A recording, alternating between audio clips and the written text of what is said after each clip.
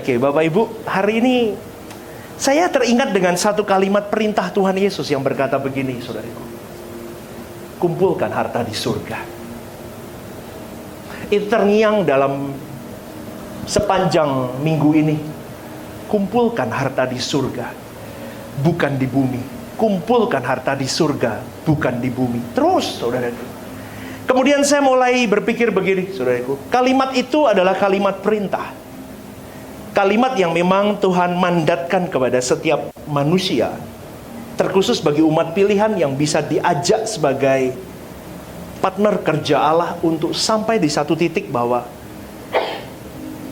kita harus berjuang untuk mengumpulkan banyak harta kita di surga, bukan di bumi. Tetapi kita tidak bisa memungkiri apa yang terjadi di fakta lapangan yang terjadi, karena kita berurusan dengan yang namanya kuasa gelap, saudaraku. Kuasa iblis, kuasa setan yang berusia sudah ribuan tahun, jutaan tahun sebelum bumi ada pun dia sudah ada. Dan dia kuat dan cerdas, jauh melampaui manusia. Maka kalau boleh saya katakan, kalau kita hari-hari hidup, saudaraku, tidak dipimpin oleh Roh Kudus, engkau dan saya tidak melekat kepada Roh Kudus, kita tidak benar-benar menggantungkan hidup kita kepada Roh Kudus. Roh Kudus itu rohnya Bapa, saudaraku. Maka pada malam hari ini saya cuma mau berkata, satu yang kita sembah. Kepada siapa kita harus berdoa? Satu pribadi, Elohim Yahweh. Yesus pun berdoa kepada Elohim Yahweh. Maka kita jelas di sini, mau tidak mau, saudaraku, tanpa hubungan yang kuat, yang intim, yang sungguh lekat dengan Roh Kudus, Roh Bapa itu sendiri, maka movement hidup kita pasti akan banyak kemelesetan dan kesalahan. Kenapa? Karena iblis itu jauh dari zaman ke zaman, dia sudah tahu apa yang menjadi titik lemah manusia di zaman itu. Dan kalau kita tidak melebur dengan Roh Kudus, kita tidak berpaut kuat dengan Roh Kudus, maka Anda dan saya tidak akan sanggup menghadapi tipu daya setan. Maka kalimat Tuhan Yesus yang berkata, kumpulkan harta di surga, bukan di bumi, tidak akan pernah terjadi, saudara. Kenapa? Karena selain kita berfokus kepada banyak hal yang harus kita kerjakan, kita pun juga harus menggarap hidup kita. Kita harus mencincang, mematikan manusia lama kita. Dan berat tugas seorang pribadi yang bernama orang Kristen atau pengikut Kristus. Selain engkau harus terikat kuat dengan Roh Bapa itu, yaitu Roh Kudus, kau harus lihat panduan Yesus. Kau harus matikan hari-hari hidup. Itu belum lagi masalah hidup, pencobaan, belum lagi cara iblis memutarbalikkan banyak hal, dan akhirnya engkau dan saya banyak yang kandas, saudaraku. Dan ini yang menjadi kekhawatiran saya malam hari ini, maka saya mau share kepada kalian semua. Dan akhirnya, kalau orang tidak punya relasi kuat dengan rohnya Bapa, pertahanannya jebol. Dan kalau komunitas yang seharusnya membawa mereka lebih dekat kepada Tuhan pun jebol, maka orang yang ada, saudaraku, lama-kelamaan dia jadi matre, dia jadi lebih fokus kepada dunia ini, dia lebih fokus kepada urusan-urusan fana, dan akhirnya, saudaraku, mereka tidak berurusan dengan hal-hal yang seharusnya lebih prinsip, yaitu kekekalan. Mereka lebih fokus kepada hal-hal yang tidak prinsip, yaitu tentang bagaimana hidup di dunia ini. Bagaimana bayar listrik, bagaimana bayar telepon, bagaimana bayar cicilan, bagaimana aku harus lolos dari semua hutang piutangku, bagaimana aku harus lolos dari ini dan itu. Itu bukan hal yang prinsip, tetapi hari ini, karena jebolnya pertahanan komunitas yang seharusnya membawa seseorang kepada langit baru, bumi baru, serupa dengan Yesus, sempurna seperti Bapa, jebol. Dan di zaman ini banyak jebol, saudaraku. Dan akhirnya komunitas-komunitas pun banyak yang mengajarkan lebih kepada bagaimana mengurus, menyelesaikan hidupmu di bumi ini. Dan kalau itu berangsur terus, saudaraku, berlanjut, tanpa kita hari ini yang mengerti suara kebenaran, kita ambil alih itu, maka bumi ini dan keturunan kita akan remuk, saudaraku, karena tipu daya setan. Karena manusia hari ini kalau bertanya dalam diri, kalau kita tanya secara pribadi di dalam lubuk hati terdalam, apa masalah kompleksmu? Pasti masalah dunia fana. Apalagi kalau orang-orang yang sibuk ribet dengan peliknya, keuangan, ekonomi, kesehatannya. Masalah kebutuhan jasmani itu tidak kompleks, saudaraku. Itu relatif. Tetapi tentang hal keselamatan, tentang keberkenananmu di hadapan Tuhan itu mutlak dan itu kompleks, saudaraku. Itu rumit. Dan kalau engkau dan saya tidak serius untuk meniti karirmu di hadapan Allah dimulai dari hari ini, kau akan terbuang. Saya sampai berkata begini, meniti karir itu lebih baik. Karena banyak orang yang hari ini diselewengkan oleh setan. Itu seperti perumpamaan Yesus yang lapar 40 hari 40 malam itu. Manusia seperti itu. Dia lapar akan harta, dia lapar akan jabatan, dia lapar akan... Dia lihat saudaranya, dia lihat tetangganya, dia lihat orang dunia. Kok begitu hidup, begitu nikmat. Apalagi sosial media hari ini menampilkan betapa glamornya hidup manusia. Coba Anda kalau lihat sosial media, saudaraku, seakan-akan kita mulai bisa malas bekerja. Kenapa? Karena uang yang kita dapat seakan-akan tidak bisa mensupport kita untuk seperti mereka. Betul nggak? Betul nggak? Kadang kita lihat uang yang kita dapat sebesar apapun deh, Anda akan merasa itu kecil. Apalagi anak muda zaman sekarang. Ini untung sudah zaman waktu COVID kemarin itu banyak yang flexing. Itu coba saudaraku, anak-anak muda ketika lihat begitu ya, naik mobil mewah, naik begitu, mereka akan semakin berpikir bagaimana aku bisa sama seperti mereka. Dan iblis menjebak itu semua. Bahkan sampai kalau kita lihat, saudaraku, berapa banyak anak gadis yang menjual dirinya hanya untuk sebuah handphone terbaru. Karena dunia dan butuh diakui oleh dunia. Itu cara setan. Maka engkau dan saya hari ini saya ajak kepada kita semua, rebut generasi kita. Rebut diri kita dulu. Sebelum kita memenangkan generasi kita, kita rebut jiwa kita dulu, jauh dari dunia ini, saudaraku. Karena sulit. Dunia pun, bahkan di mimbar-mimbar gereja pun, hari ini sudah mewartakan bagaimana hidup nyaman di dunia.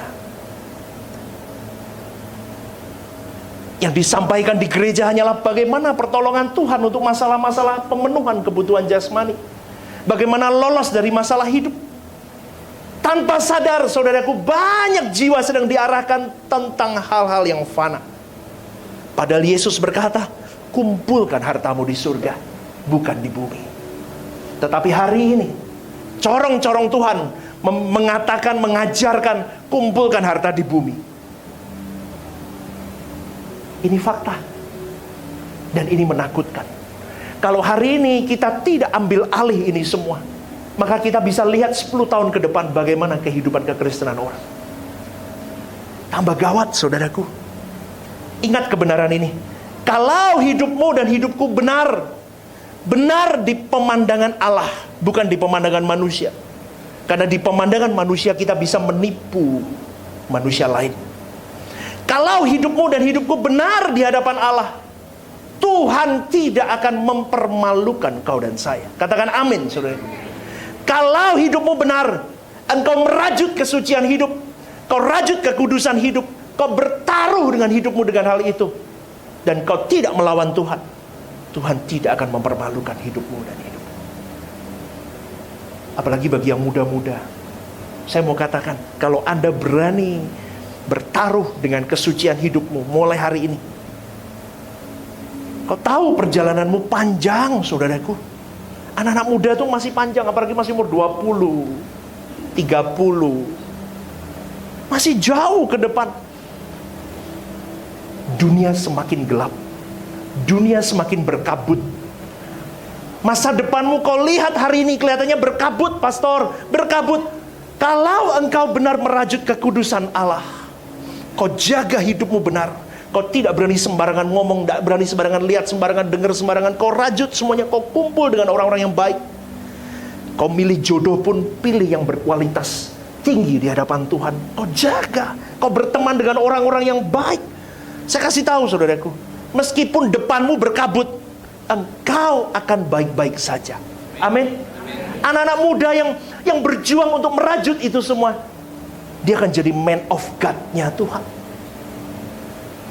Dan kalau sudah menjadi man of God-nya Tuhan, don't worry about yourself. Jangan khawatir dengan hidupmu. Jangan khawatir dengan siapapun yang ada di sekitarmu yang kau cintai, orang-orang itu. Semua dilindungi Tuhan. Saya itu selalu berkata begitu, saudaraku.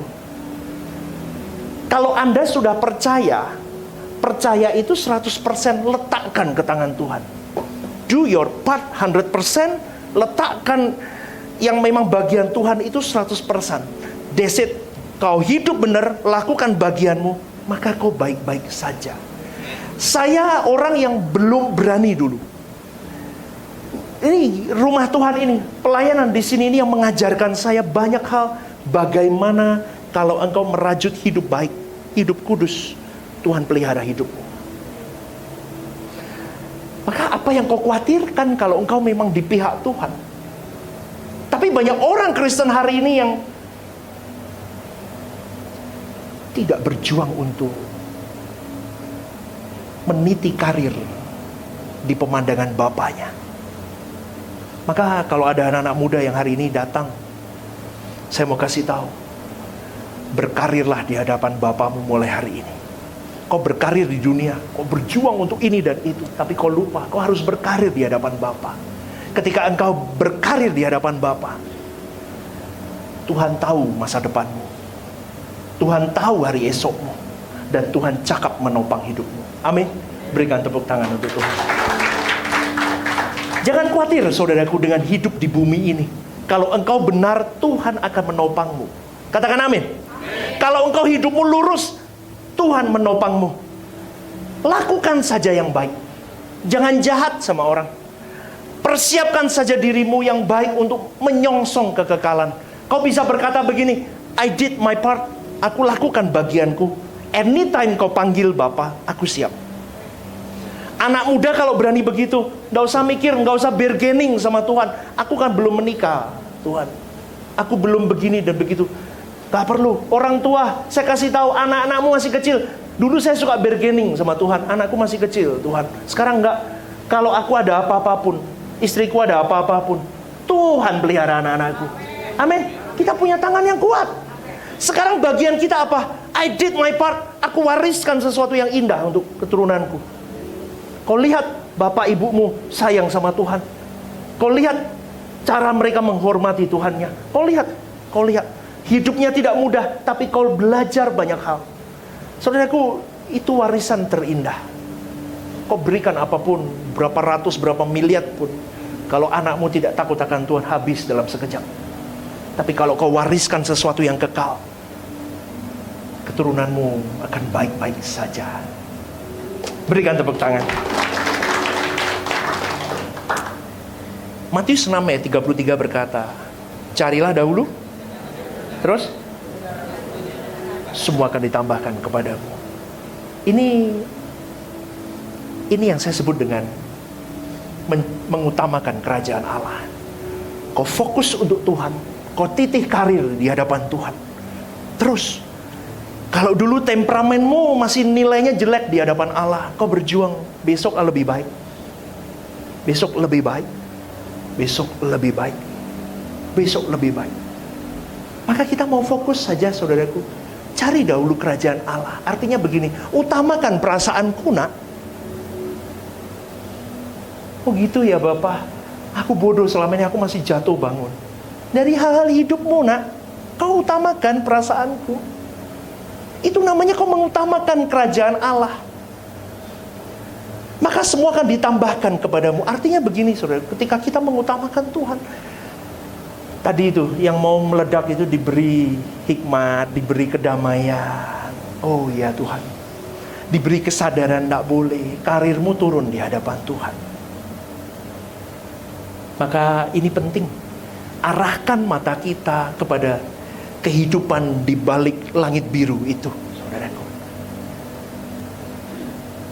Kemarin saya lihat di satu sosial media, nulisnya begini, pakai bahasa Mandarin, saudaraku, tapi saya bisa mengartikan itu. Dia berkata begini, sekarang apa yang kau kejar? Orang dunia itu bukan Kristen loh, itu Buddhis kalau nggak salah. Dia nulisnya begitu, pakai bahasa Mandarin. Orang dunia itu aneh, dia mengejar seluruhnya, dia kejar semuanya. Setelah dia mendapatkan semuanya, dia meninggal dunia. Dia tidak menikmatinya. Rumah yang dia dapatkan ditempati oleh orang lain. Udah bener loh. Semua yang dia miliki dipakai oleh orang lain, baik itu keturunannya atau, dan tahukah faktanya, keturunan keempat sudah tidak mengenal kita. Bapak Ibu coba ya, papa mamanya engkong kita, kan kamu gak kenal kita. Halo, papa mamanya engkong kita, ada yang tahu? Saya nggak tahu. Apalagi di Cina daratan itu nggak tahu saya. Ada fotonya aja sih, hitam putih. Cuman saya lihat mukanya, kok beda sama saya ya. Ini bener engkongko apa bukan ya? Kongco ya kan? Sama. Makanya itulah uniknya manusia. Dari video itu dia berkata, orang mengejar segala sesuatunya, tapi segala sesuatunya ditinggal oleh orang itu akhirnya. Dan yang memakai orang lain. Dan orang yang pakai itu pun tidak kenal kita. Betapa bodohnya manusia itu. Maka benar, firman Tuhan berkata, kumpulkan saja hartamu di surga. Syukuri apa yang ada di dalam dirimu hari ini. Syukuri saudaraku, arahkan mata kita di dalam kehidupan di balik langit biru itu. Jangan kau tunda. Atau kalau kau menundanya, kau pasti direbut oleh iblis. Itu pilihannya. Kalau engkau menundanya, kau pasti direbut oleh iblis. Kalau kita menunda pertobatan kita, maka jiwa kita akan dikuasai oleh kuasa gelap, saudaraku. Kenapa? Karena engkau tidak mau setiap saat, every second of your life, engkau meniti karir di hadapan Bapamu. Ketika engkau diam dan lengah, iblis seperti singa yang mengaum segera melalap dirimu. Maka jiwamu akan rusak. Kau tidak akan pernah jadi rohani, saudaraku.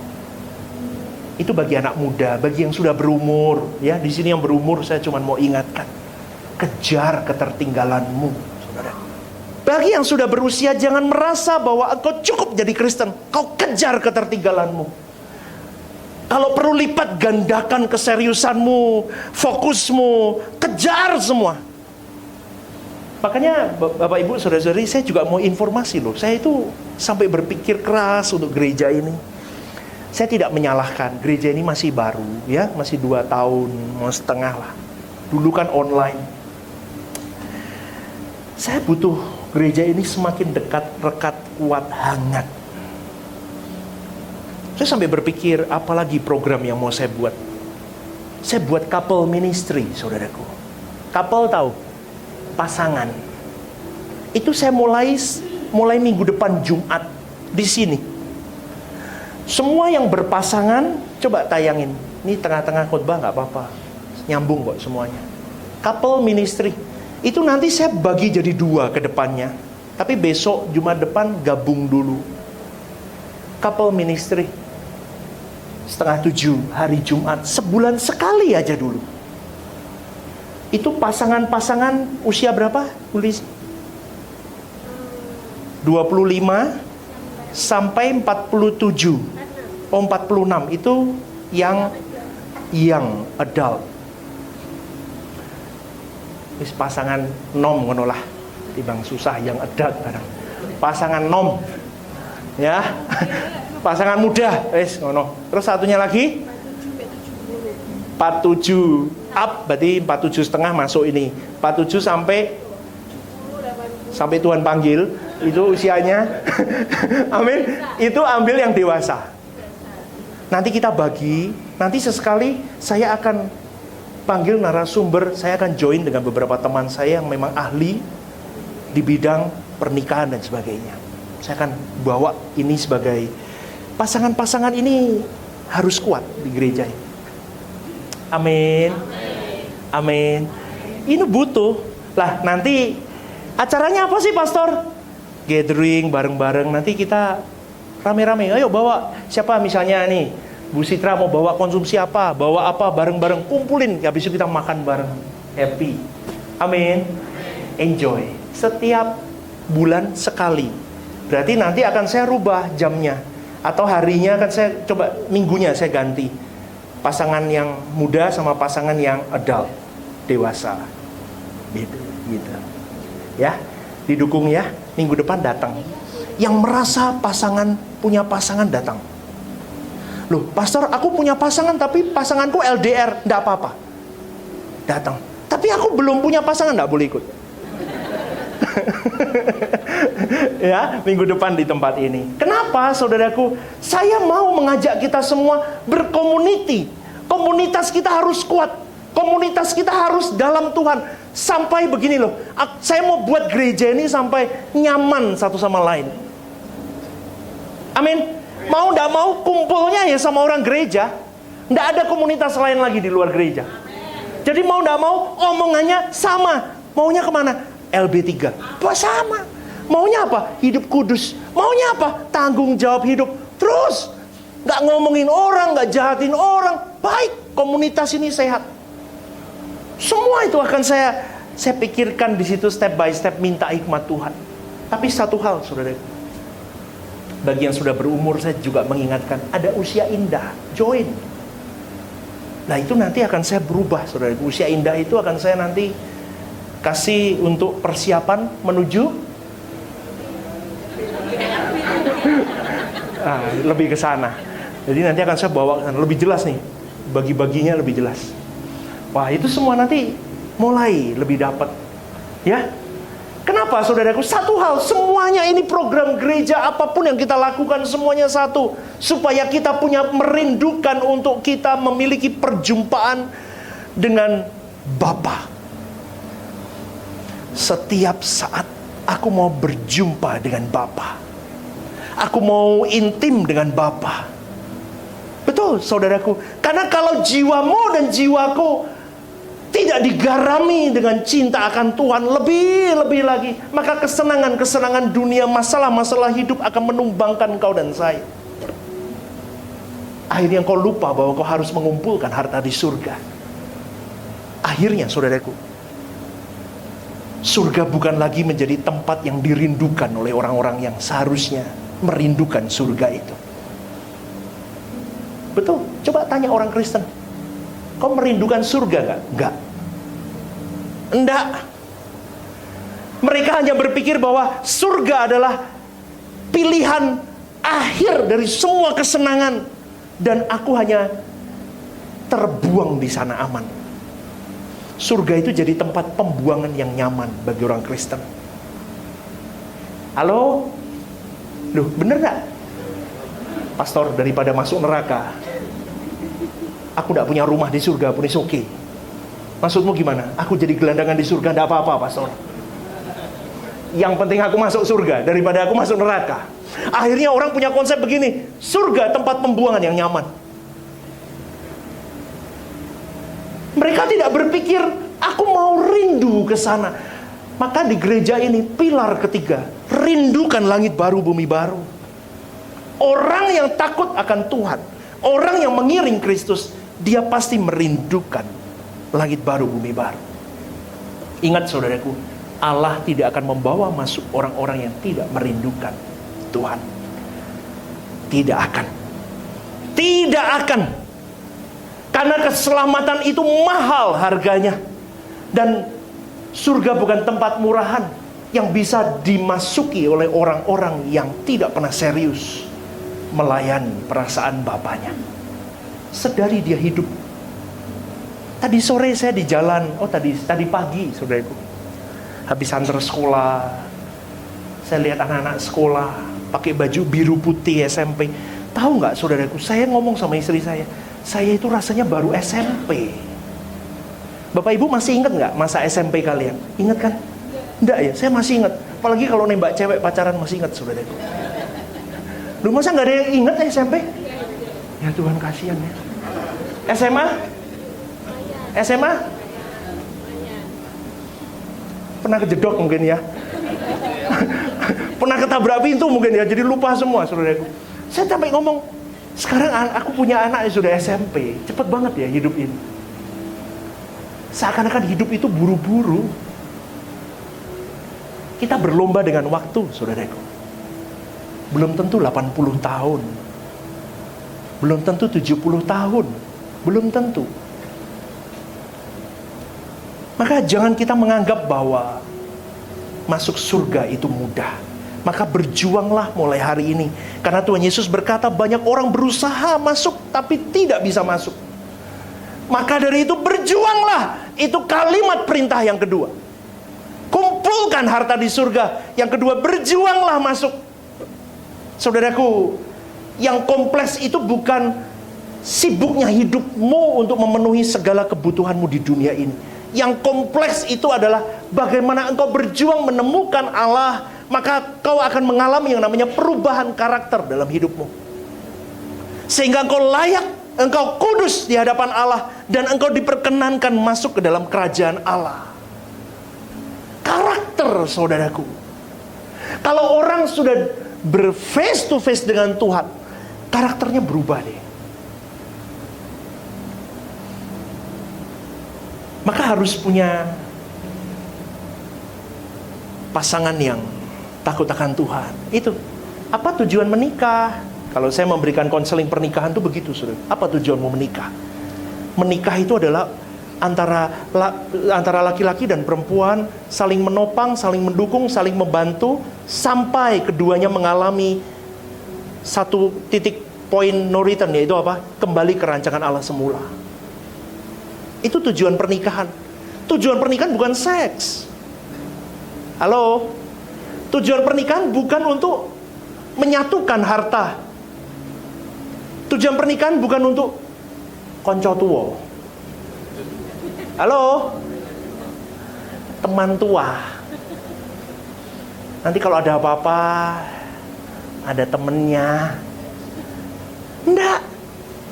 Itu terlalu rendah. Pernikahan itu harus untuk si istri membantu suaminya kembali ke rancangan Allah semula, si suami membantu istri. Itu.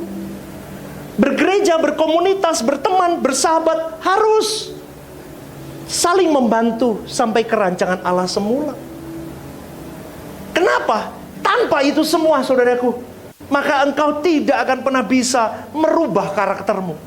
Manusia menajamkan manusia.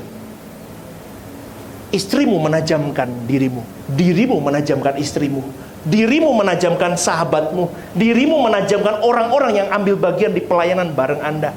Dengan orang-orang di rumahmu, keluarga besarmu, manusia menajamkan manusia. Di situ ada pembentukan karakter. Kau ketemu dengan orang begitu, kau ketemu dengan karakter ini, kau ditemukan. Tapi satu pelabuhannya, karakter Kristus. Amin. Ini ngantuk apa bingung? Nggak apa-apa. 5 menit lagi selesai. Engkau ketemu dengan dia, kau ketemu dengan ini. Karakter Kristus endingnya. Stephen Lim harus berkarakter Kristus. Maka Lizzie Lim juga harus berkarakter Kristus. Loh, susah Pak. Ya memang. Bertahap. Makanya ini tugas partner. Dibutuhkan komunitas, dibutuhkan keunitian, dibutuhkan trust, dibutuhkan kepercayaan untuk saling menopang satu dengan yang lain. Maka keselamatan itu bisa kita raih rengkuh bersama-sama. Kalau sendirian bahaya, saudaraku. Seperti sapu lidi, kalau lidinya satu patah kita. Tapi coba satu ikat kuat, nggak bisa dipatahin. Banyak orang di dunia ini berpikir apa? Cari duit lebih sulit dari cari Tuhan. Halo? Bener pastor, susah banget cari duit. Apalagi ekonomi baru resesi. Kalau ikut Tuhan itu resesi nggak resesi, don't worry. Halo, pastor ngomong begitu enak. Loh, kita ini punya Tuhan. Kalau engkau hidup memang untuk Tuhan, Tuhan akan cukupkan apa yang menjadi kebutuhanmu. Bukan keinginanmu loh. Amin. Terus apa yang kau takutkan? Asal ada makanan, pakaian, cukup. Yang buat ribet kita, makan harus nasi padang rendang dengan merek-merek tertentu. Bapak Ibu tak kasih spill makanan enak murah. Kalau Bapak Ibu di sini toh, itu di warung bawah ini, wah, 9.000 hauce.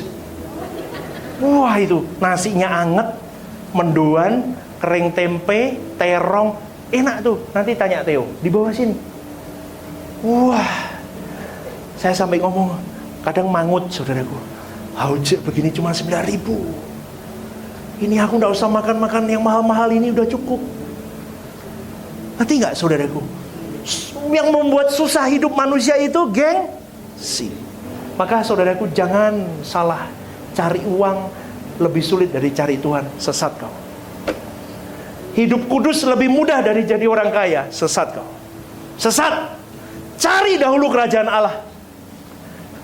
Ya, kau kejar saja Tuhan, kau cukupkan dirimu, hiduplah lempeng saja bersama dengan Tuhan, jaga kekudusan, maka engkau akan lihat bagaimana Tuhan menjagai kau hidup. Tapi dalam koridor kehendakmu bukan kehendakku. Maka saudaraku, mulai hari ini berhati-hatilah dalam hidup. Siang malam pikirkan Tuhan, siang malam pikirkan Tuhan.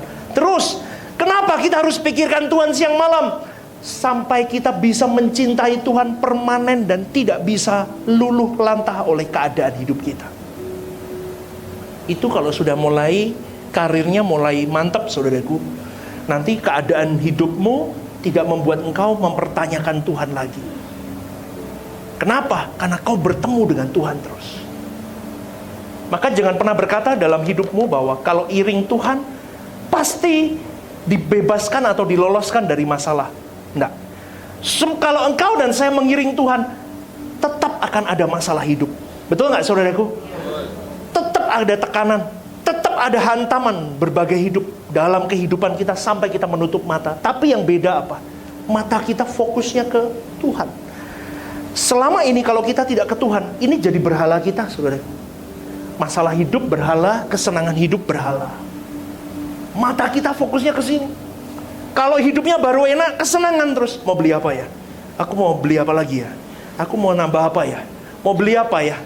Oh, mau ini, mau itu. Kalau susahnya tentang masalah hidup, terus sakit penyakit, uang, terus berkutat di situ. Akhirnya engkau tidak memikirkan Tuhan.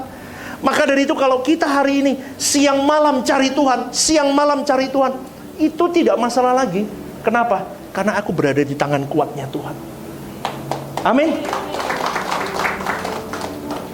Mau sedingin apapun kehidupanku, mau sepanas apapun kehidupanku, I'm well bersama dengan Dia.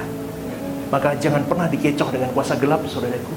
Malam ini saya ingatkan kembali, jangan dikecoh dengan kuasa gelap. Hiduplah benar mulai hari ini. Berikan tepuk tanganmu. Yuk kita bangkit berdiri. Anda diberkati Tuhan.